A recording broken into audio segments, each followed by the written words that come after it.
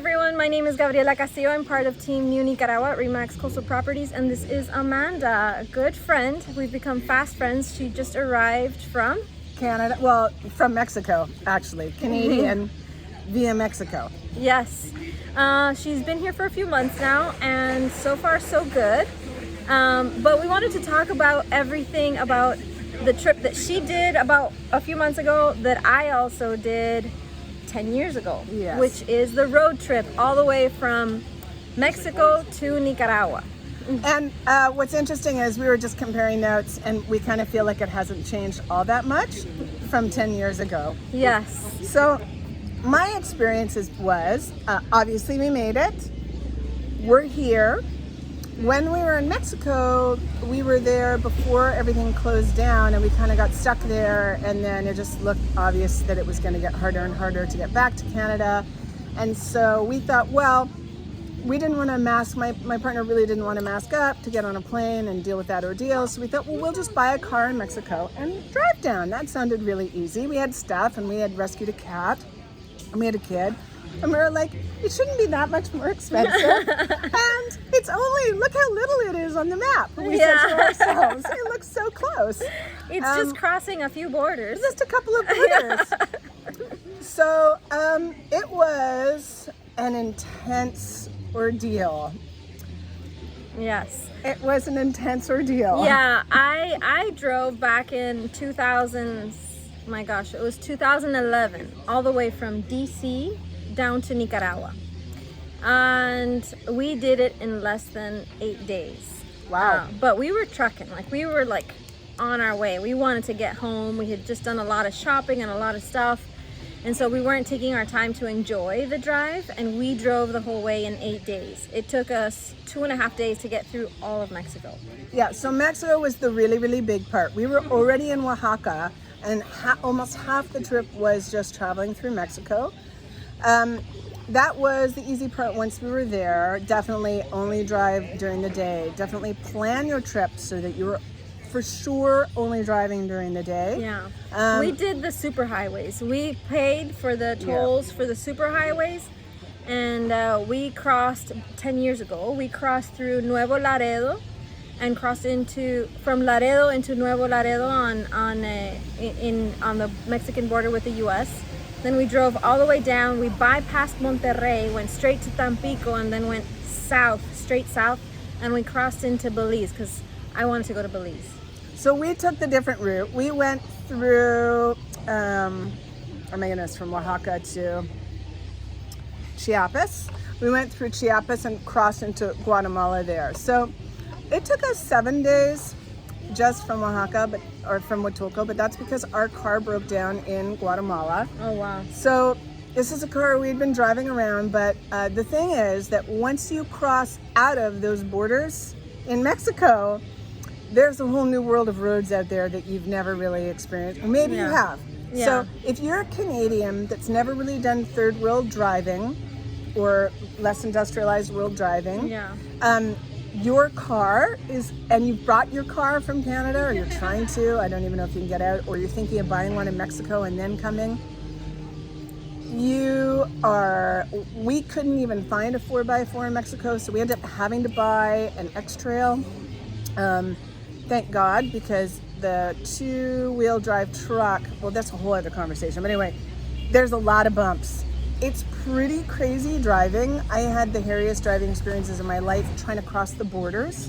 These are places where it's a 2-lane road with chasms on, like ditches on either side, and there are 4 lanes of traffic, including semis, like nose to tail semis, taking up those 2 lanes, and donkey carts, and dogs, and kids, and people. The way you get through this, and often it takes even like an hour and a half to 2 hours to get up these things, you are waiting till it looks like there's nobody on the road, and then scooting through, and then scooting as fast as you can to the neck, and then jamming yourself in between these huge semi lineups. So it's nerve-wracking. Yes, it is nerve-wracking, but doable. Totally doable.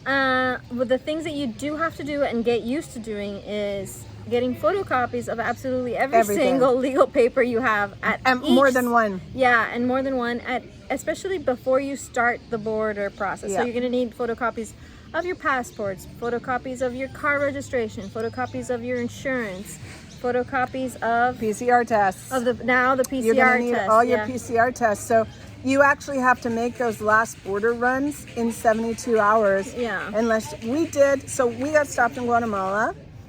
We did find somewhere randomly to get a PCR test. They were very lovely about it. This little town we stopped in Guatemala, they were amazing. But it took them 2 days to find a part for our car.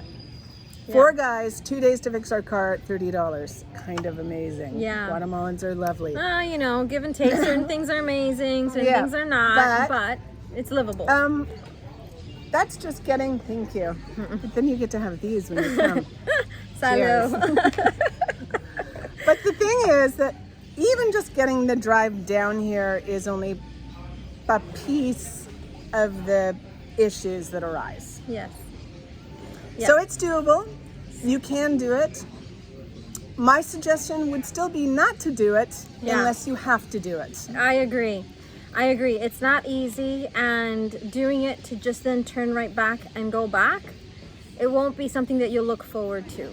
Yes. And importing a car here is very challenging and super expensive, as we are finding out now. Yes, we've had multiple people. I tried doing it 10 years ago, failed miserably. They ditched their car. Yes.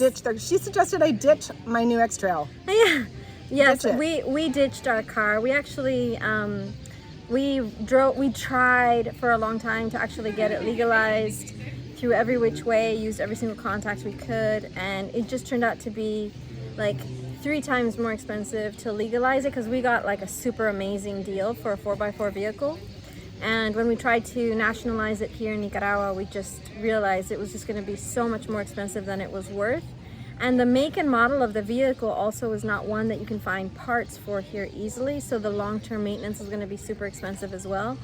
So honestly, we did what these guys are doing right now, which is just renewing your monthlies. It is a process. It might be easier these days than it was when we did it, because 10 years ago when we were trying to legalize a vehicle, you had to drop off the vehicle and the paperwork and then come back the following day to pick it up. And that you can only do it in Managua, in the capital city of Nicaragua.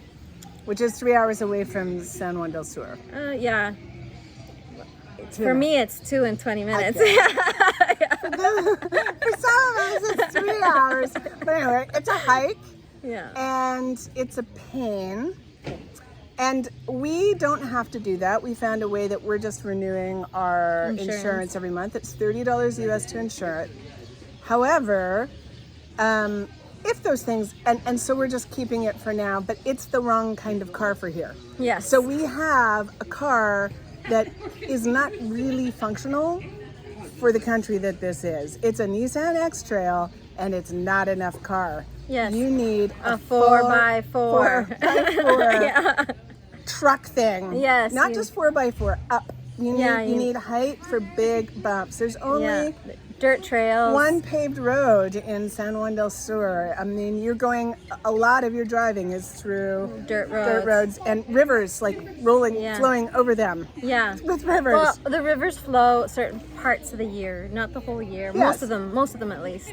So yes, anybody who lives here, if they're planning on enjoying the beaches on a regular basis, they're gonna have a 4x4 vehicle. If they're the type of person who's just going to different cities in Nicaragua, you can get a smaller car, but even then you probably want a bigger car just to be able to lug your stuff around. Yeah, I mean, and then you definitely just want to be bringing a Toyota. Yes. Or Toyota wins. A Toyota for sure. Yeah. My Nissan is okay. Yeah. You get some parts for Nissan, you get some parts for Isuzu, but you have to check before you leave your country or wherever you are. Make sure that the make and model of car that you have is similar to the one here. Because, for example, we're saying Toyota. That doesn't include Tacomas. Right. Because Tacomas are U.S. version vehicles. We have a lot of what you guys refer to as Hiluxes, but we call them Hiluxes. Yeah. And the Hilux is a very good vehicle here. and so is the Fortuner and the 4Runner and the Land Cruiser.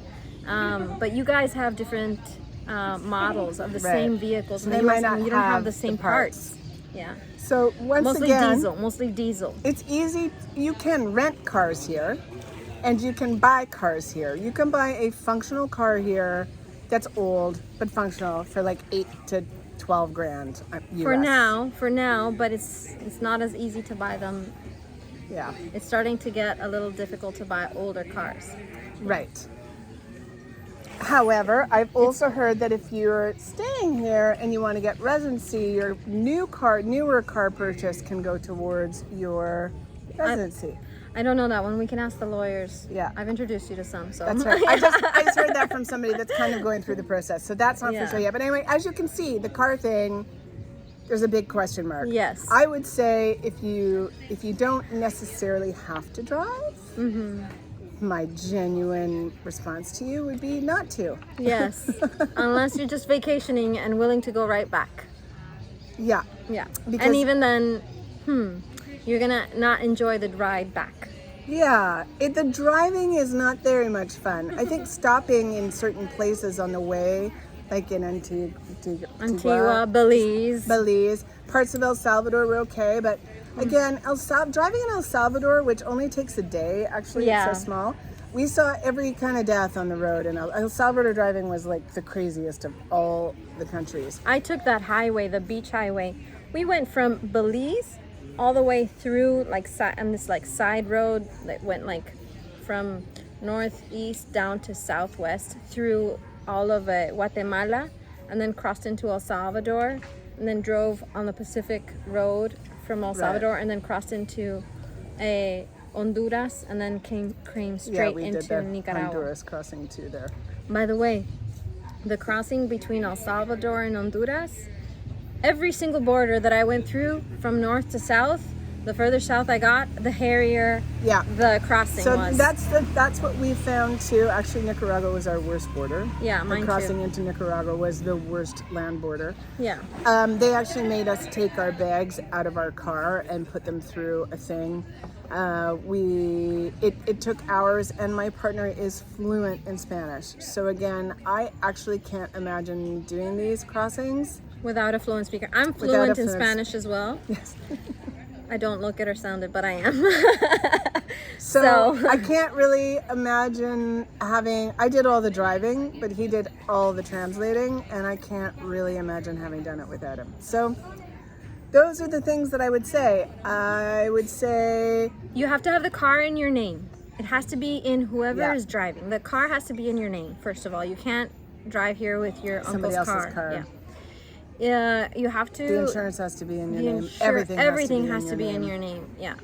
The everything has to. You have to get photocopies of absolutely every single paper that you have, and getting photocopies at once isn't going to work because they want the last stamp of whatever it is that you did, whichever border crossing you did. They want the last stamp, so you're going to have to get 2 sets of photocopies every single time.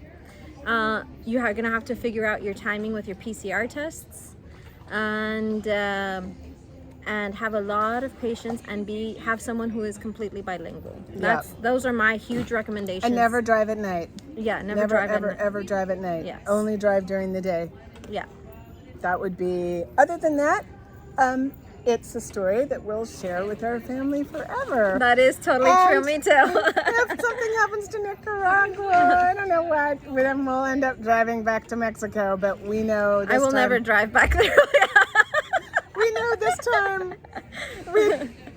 we have some plans for going back. Oh, nice. Making it, not trying to do as much, really only hitting the borders in the first thing in the morning. So stopping wherever you need to stop for however long you need to stop there in order to hit that border first thing in the morning, because then you're not getting through the border and it took so long that it actually was a whole afternoon, and then you're driving into this new foreign country in the dark. At night. Yeah, no, that's that was very stressful for us, and that seemed to happen a lot. Yeah, because the borders were like 2 to 3 hours, well, really 3 each time. The only border I did at night was the one between Guatemala and El Salvador. and it was totally fine. We Yeah. had no problems whatsoever. Yeah, El Salvador's, well, Between Guatemala and El Salvador, it was a bridge actually. And actually, El Salvador was closed, Guatemala was open, so we had to sleep on the bridge inside the car. see, Yeah. traveling to Nicaragua in your car can be really fun and exciting. Yeah. But using a plane will definitely be less. Restrictive, And difficult, intense. and intense. Yeah. So in essence, fly. Fly. Yeah. Fly first class, so you can bring a lot of Of luggage, yeah, and the luggage can have more weight. Yeah. So try and get your first class. That I agree with that 100%. Yeah, Yes. it's worth the extra money to be able to bring more stuff. They also don't bug you as much about other things. Yes. So that's the tip. Yeah. Okay, guys. Hope that was helpful. Bye. Bye. Reach out Yeah. to us if you have any, Have any questions? I'm happy to answer. Amanda Yernger. Gabriela Castillo. Okay. See ya. Bye. Bye.